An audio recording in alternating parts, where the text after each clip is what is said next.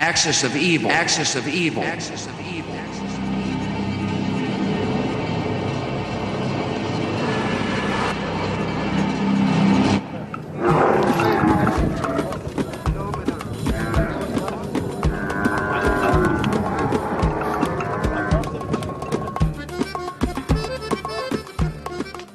With war looming, it's impossible to travel around Iraq freely as journalists.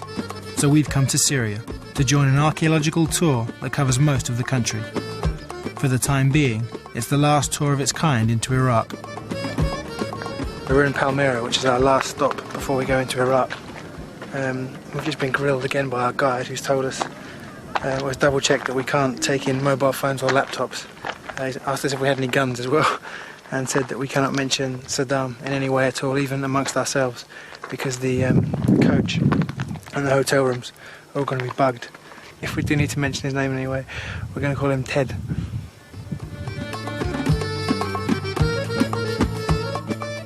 Iraq has some of the most ancient and holy sites in the world for Christians, Jews and Muslims.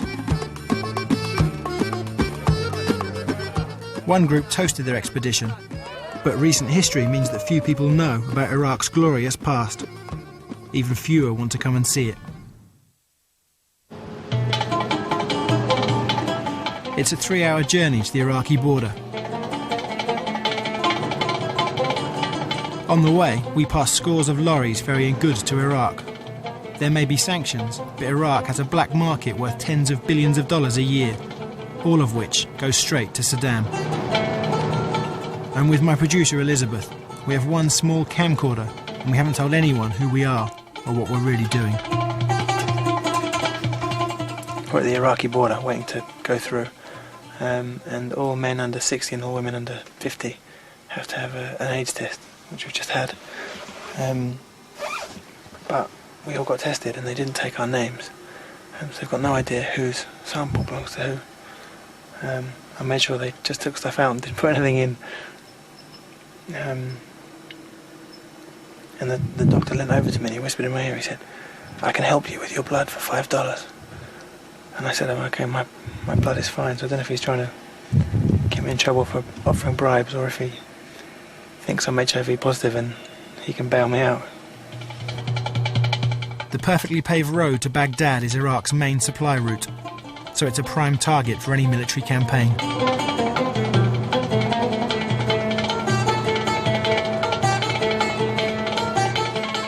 A bear entices us into a restaurant.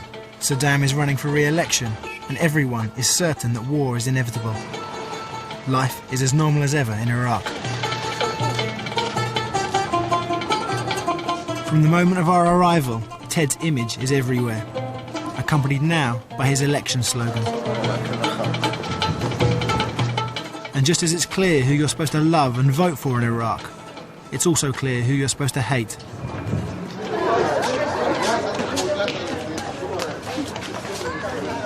And who you're supposed to blame for Iraq's suffering. This is also where the weapons inspectors stayed when they were here. And maybe where they'll stay again if you know who doesn't stop them coming. As in North Korea, Iraq's leader is not only everywhere, he is everything.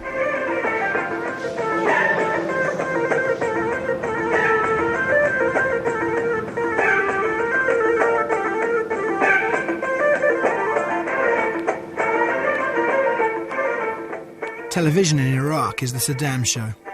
Every night there's a different music video, and every one is a love song.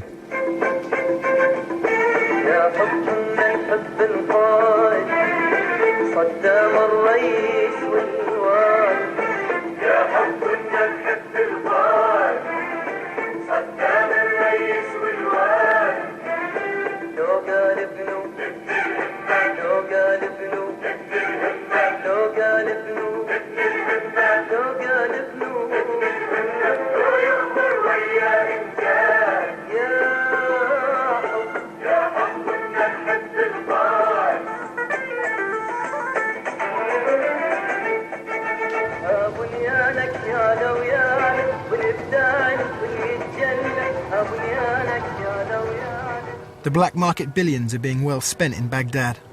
Saddam is building two of the world's largest mosques, and he's already built a palatial new Ba'ath Party headquarters.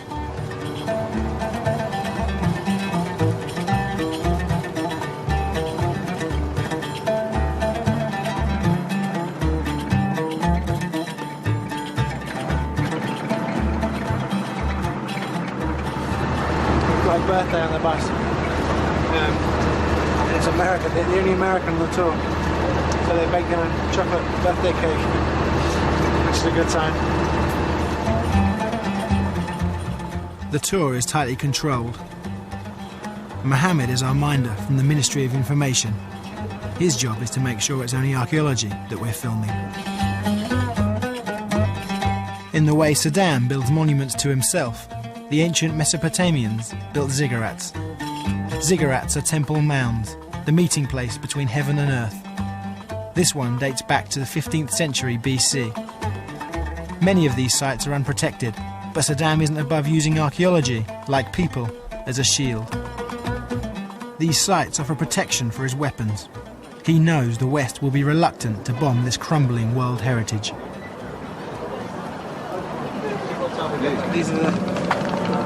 This is a ziggurat, this is the steps. Alexander the Great walked up and down. They're only allowed to film at the last minute because there used to be a huge missile just on the other side. Opportunities to speak to Iraqis are almost non-existent. We have a rare chance when we visit a souk. Thank you. Hello. Good. Considering our government is, and has always been, America's keenest ally in its campaigns against Iraq, they make us feel unbelievably welcome. You know David Beckham?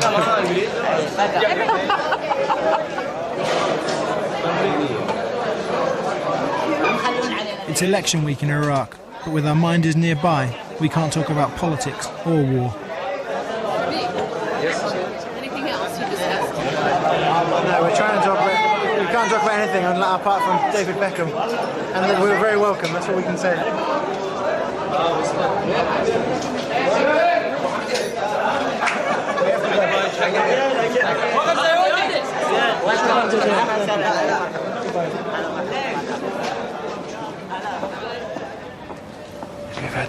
We've been to 2 sites today and 2 restaurants, and we can't talk to anyone. Even the guides just kind of say yes and no. We've got 25 people in our group who are just around all the time, so we can't meet ordinary Iraqis. We can't have any serious in-depth discussions. Anyone coming now?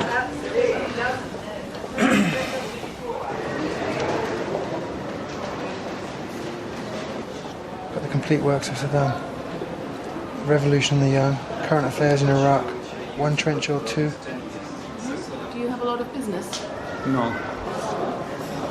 Just family.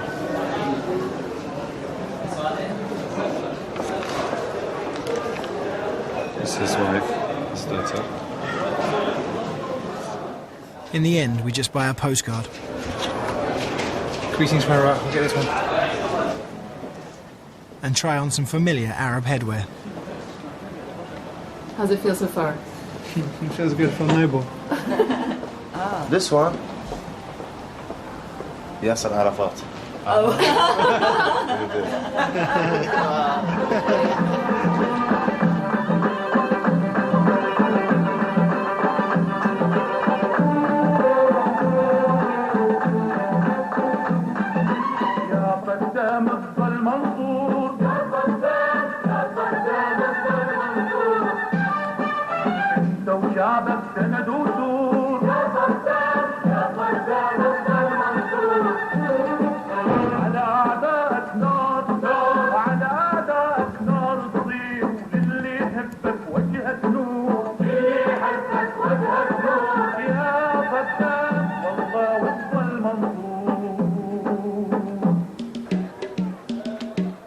With television in Iraq singing what is essentially the same song every night, people have to make their own entertainment.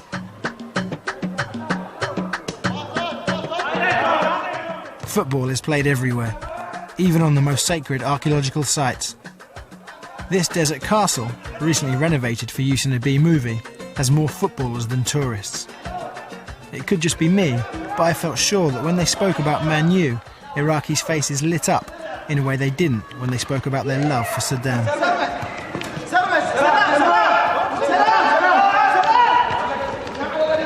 I like football, and Iraqi people they like football. So which is the best team in the world? I like Manchester United. Which one do you like? Manchester United. Many Iraqi people like Manchester United. Why? I don't know.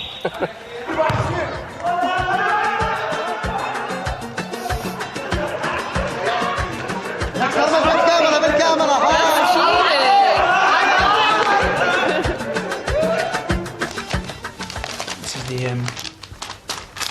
Iraq Daily News, printed in English, which we managed to get for the first time in a week.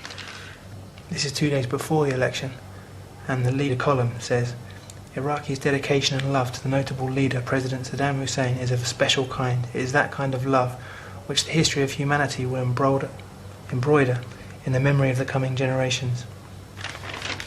This is asking Iraqis to observe a minute's silence for the victims of September the 11th, and then says, after paying your respects to the victims of 9/11, by offering 1 minute of silence, you may also consider paying your respects to the civilian victims of US government before and after 9/11. Over 500,000 Iraqi civilians have been killed during and after the Gulf War, to a large extent due to the inhumane sanctions that the US government has insisted on. The loss of life is 100 times that of 9/11, so please stand up for 100 minutes of silence. This is funny. The science page says yes, yes, yes. The home news page says he's a historic leader, and the children say yes, yes, yes. And then the technology page also says yes, yes, yes to the president, and death to America and Zionism. In the last referendum, 7 years ago, 99.96% of voters said yes, yes, yes to President Saddam Hussein. The Iraqi media are boldly predicting that this time the results will go the same way. في يوم الاستفتاء الكبير سوف ينطلق جميع العراقيين إلى صناديق الاقتراع في زحفهم الكبير ليقولوا نعم للقائد صدام حسين وألف لا لأعدائه الخائبين.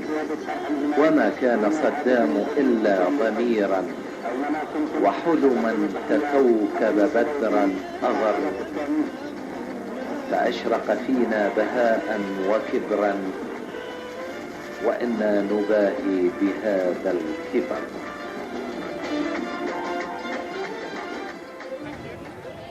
This is Babylon, home of King Nebuchadnezzar, recently rebuilt to something like its former glory by Saddam, who clearly wants to identify himself with Iraq's great civilizations.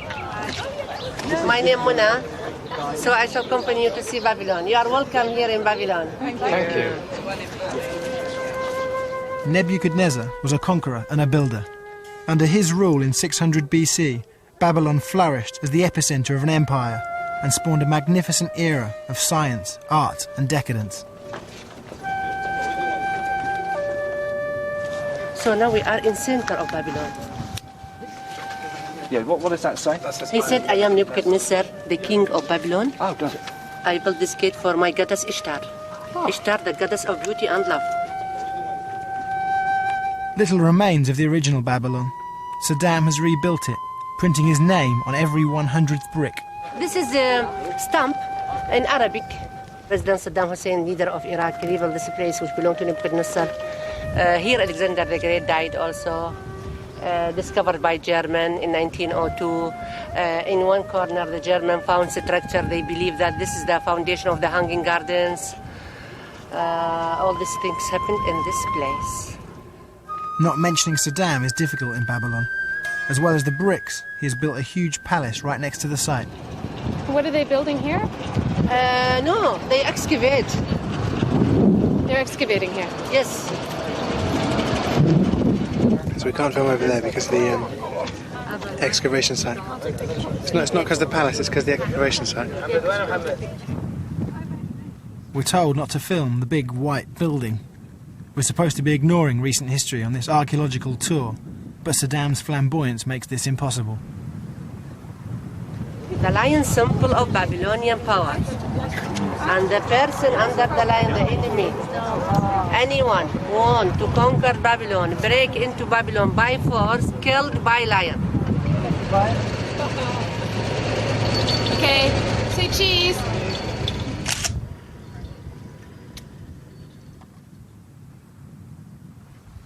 This is the plan of this palace. Very huge palace, 52,000 square meters. With 52,000 square metres, we thought we'd find enough empty space to do one video diary about Saddam's desire to go down in history alongside Nebuchadnezzar.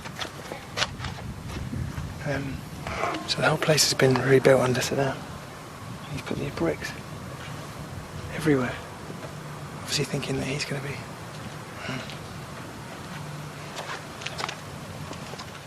But we were always watched. Not like before. So you worried some of these sites could be damaged? This one? No. This place, no. During the war? Yeah. No. But my city, Hilla, many places damaged. Are people very worried here? They're very nervous? Yes, of course. Yes. So what do you think of the British people you meet? Nice. Not like their government. We ask Mona what she thinks of American accusations against Iraq. This is huge propaganda because the oil, petrol. Simple people, they know this. When the conversation becomes too political, we return to the one safe subject. But the best player in the world is Arab. Zidane. Yeah. But during this World Cup, they prefer Beckham. Oh, really? Well, he's charismatic, isn't he? He's interesting. Yes. Good looking. Yes, good looking, yeah, maybe. Not far away, we visit the site of what was once thought to be the Tower of Babel. In fact, an inscription found at this tower reveals that Nebuchadnezzar built it as a replica of the tower he had already built in Babylon.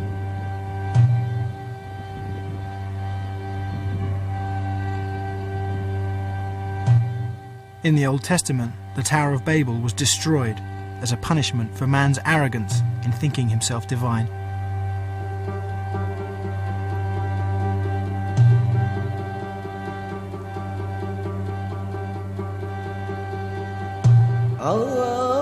The south is hostile territory for Saddam.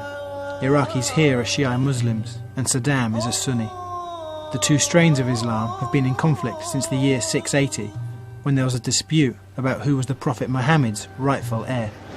This is Kabbalah, where during the uprising in 1991, the Shia rebels completely took over the town and hold on.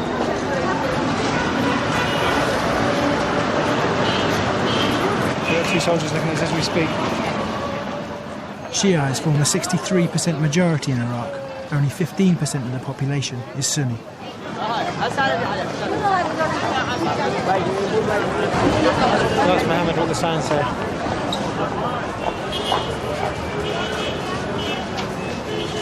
What do the signs say? This is time. It's for the election. This is the elections for elections with Saddam Hussein. Yes. Yes, he's the last president. Yes. See that one saying? All in the same. This is saying the people of Iraq love Saddam Hussein because Saddam Hussein first man in Iraq, the voice of Iraq, the president of Iraq. This is all the things. And what will the results be? Yes.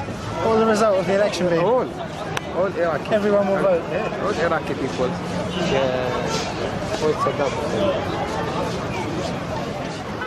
After decades of brutality, I found it impossible to believe Saddam had a single supporter here.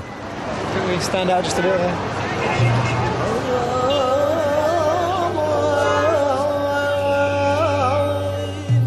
This is one of the holiest sites for Shia Muslims, the shrine of Imam Hussein, grandson of the Prophet Muhammad. Every year, thousands of Shia Muslims make the pilgrimage here to mourn the Imam's death. This year, Saddam's soldiers and Ba'ath Party members, who are all Sunni Muslims, were waiting for them. Just 6 months ago, 40 Shia Muslims were killed right here.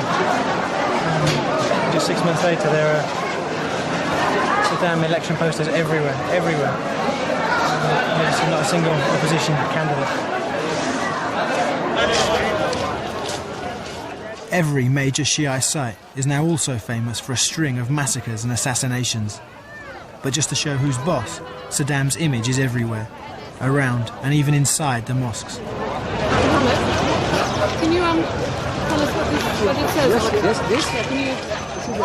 Saddam Hussein pictures. Yeah. It is for Saddam Hussein. This is the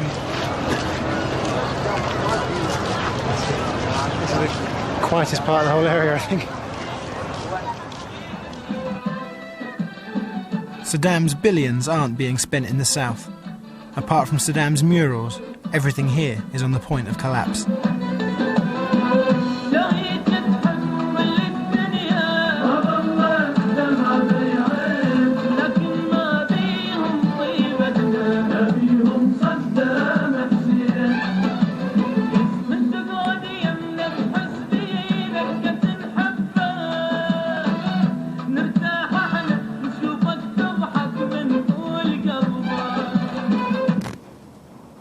Okay, where are the legs?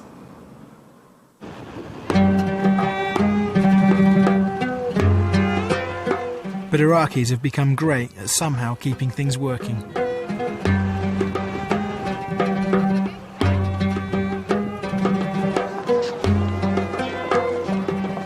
The day the Gulf War ended, Shia Muslims, encouraged by George Bush Sr., rose up against Saddam. In just 5 days they took 7 towns in the south. But the Americans had a change of heart and didn't intervene when Saddam launched his counterattack. Still loads of pictures of our manager there, which is surprising. Saddam has always believed that Shiite descent is Iranian-inspired. There's loads of Iranians here, just loads of Iranian mullahs, being seen some Iranian football shirts. And this is where Ayatollah Khomeini planned the Iranian Revolution from. The shrine of Imam Ali was the scene of the final battle between the Shia rebels and Saddam's soldiers. When the battle was over, 1,400 civilians lay dead here. The uprising was crushed, and the final death toll was estimated at 30,000. This is as close as we're allowed to get. It's a great honour for the dead to be blessed here, but that's perhaps too intimate a moment for Western tourists to see. There's been some hostility with the group. Some people are really unhappy about us being here.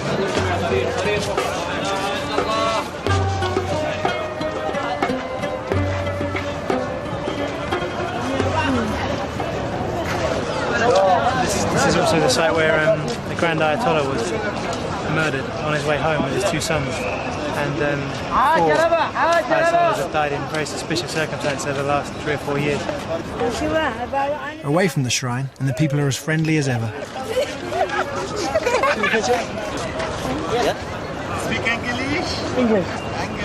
Yes. Salam.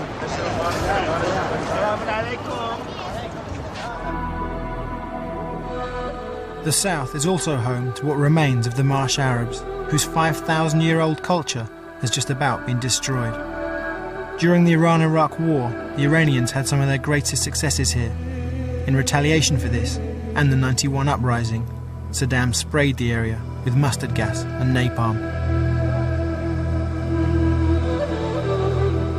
There's a telling mixture of faith and fear in the south. The people display pictures of the founders of the Shia faith, but they must also display portraits of their great enemy. Still got pictures of Imam Hussein and Imam Ali. And a picture of Ted.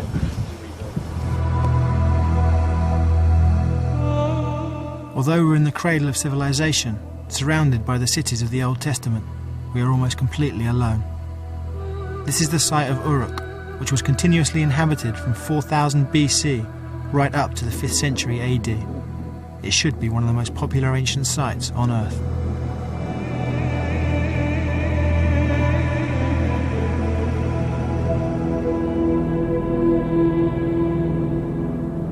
We're in the city of Uruk, which is most archaeologists believe is the first ever city. It's also where writing began. But there's no fences, no museum, no shop, no toilets, no nothing. There's not a soul for miles around, miles as far as you can see, all around. The writing on this tablet could be 6,000 years old, and yet in the very place writing was born, children beg for pens.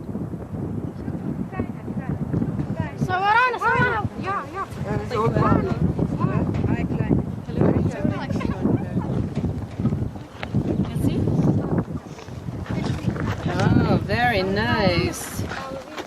We turn our flip-out screen around so they can see themselves. Hello. You're so cute. شوية يوم متابعة.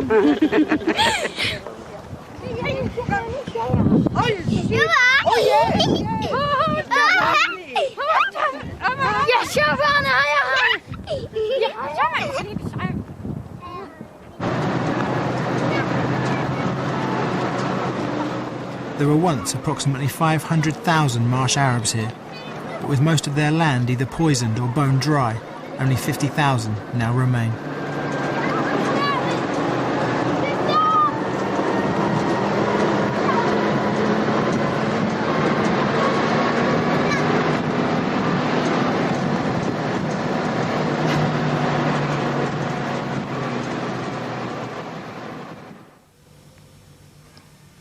Before the Gulf War, that 250 Iraqi dinar note was worth just over $800. A senior civil servant got 300 dinars a month. We've been given this wad just for tipping in Pepsi, and that's worth $25. That would have been worth, at pre-Gulf War rates, about $170,000.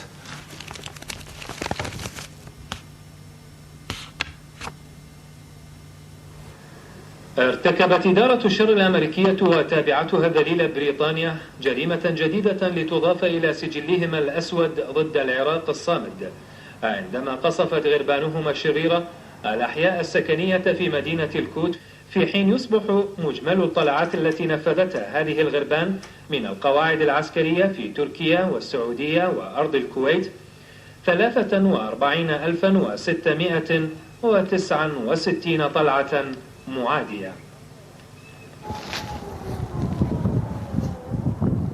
The Great Ziggurat at Ur. This is where, for us, recent history could not be ignored. We almost got bombed today. Now. I would expected to see some planes because we were in the southern no-fly zone. And then I heard two sort of faint, half thud, half explosions, not very far away.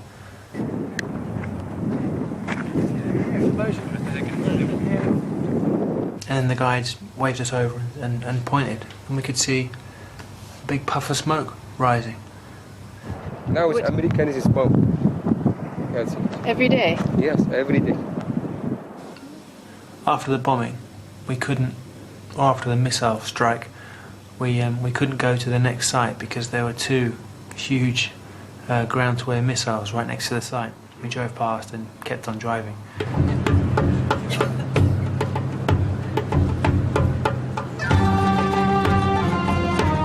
We're driving to the southern city of Basra, one of the many that Saddam has never allowed to recover from over 2 decades of conflict.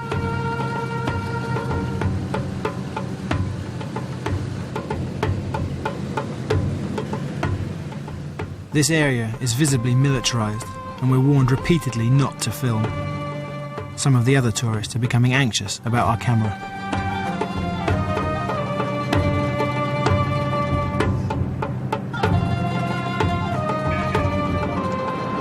So we're in Basra, in the far south of Iraq now. We come up onto the hotel roof because we think it's the only place where we can talk freely. you don't see as many pictures of Saddam down here, and when you do see pictures, they're on government buildings, which are everywhere. And if you need proof that they're not a spontaneous expression of love, then there's normally machine guns all around them, and huge anti-aircraft guns as well. I think the anti-aircraft guns are here for the American and British planes, but the machine guns are here because this whole area is been the scene of lots of uprisings, and there are lots of rebels and army deserters here. There have been numerous Shia Muslim uprisings over the last 20-30 years, all of which were crushed. How do you feel being here? How's it different from back then? Well, I don't know if it's just me, but it just feels a lot more hostile down here. It doesn't feel anywhere near as friendly. And actually, think about it, if you're anti-Saddam and living in the south of Iraq, you've got to be one of the unluckiest people on earth. 8 years of the Iran-Iraq war, where this whole area was decimated and hundreds of thousands of lives were lost. Then the Gulf War, where the whole country was decimated. Then sanctions for 11 years. And you rise up to try and oust the president, and you get crushed with the acquiescence of the West. And then you get bombed regularly for 11 years by the West because of the bad leader you've got who you didn't want anyway.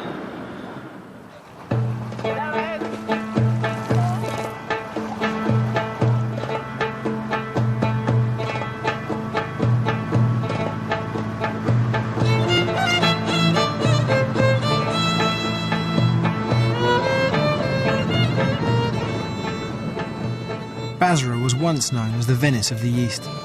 It sits on the Shat al-Arab, the river into which both the Tigris and Euphrates flow. This is the ship.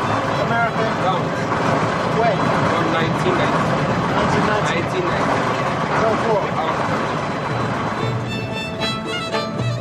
1990. This is Iraq's only major port, strategically located close to both Iran and Kuwait. Our scenic boat trip turns out to be a depressing tour of what Iraqi, Iranian, British and American bombs can do.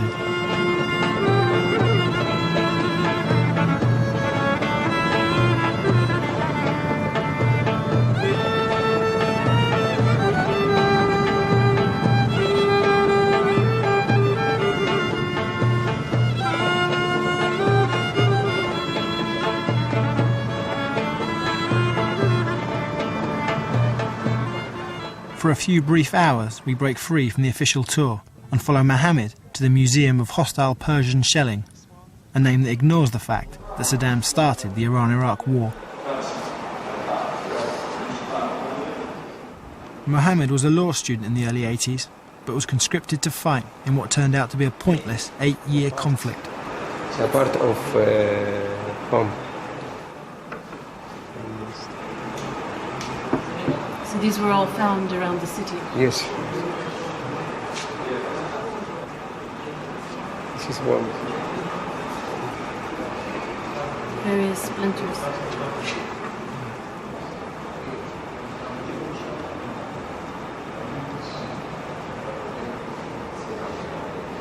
This is the smaller. Oh, the smallest one? Yes, smaller.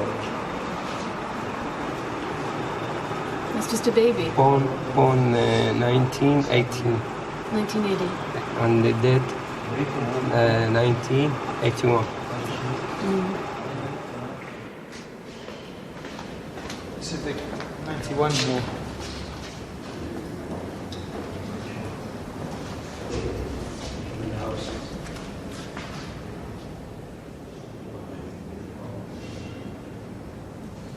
This is a mosque? Yes, the mosque.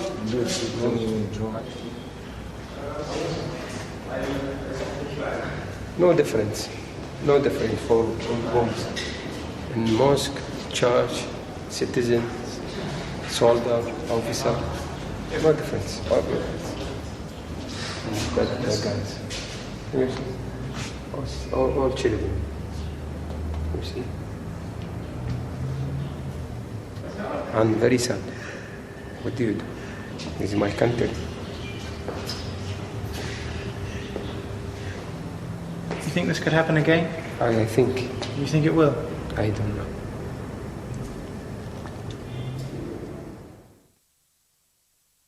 Well, it's been an eventful day. One of the people on the tour had a machine gun pulled on them and cocked because he was taking a picture of a statue. Our filming has made a few people uncomfortable, and one of them even thinks I'm an ex-SAS member. And we think the result has been announced and he's won. 11 million people voted yes, yes, yes to Saddam Hussein. Not one person voted no.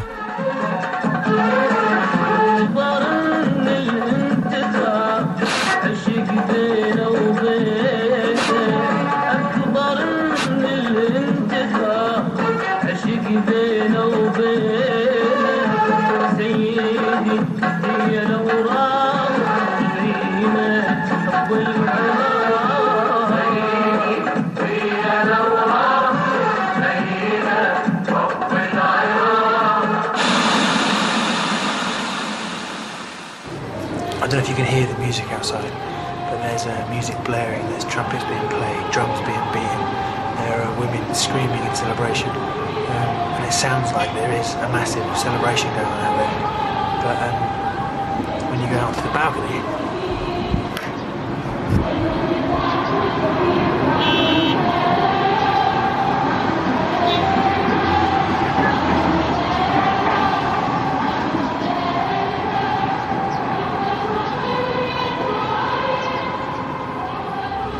a loudspeaker on a boat out on the river, and nobody around.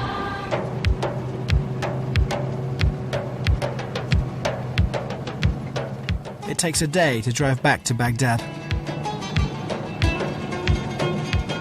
Another day to cross the border back into Syria.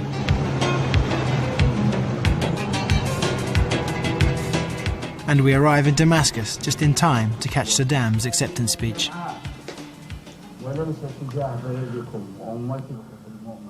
You've shown honor and faith before God, history, and the rest of the world. Well, he's saying the Iraqi people have demonstrated to the world that they're committed to him and to defeating the evil aggression of America, but we just saw soldiers celebrating and lots of other people just looked tired and fed up. They didn't look resolved to back Saddam reward you in another war at all. In this world and in the next world. The history of Iraq goes back 7,000 years ago. This land has been blessed by God Almighty.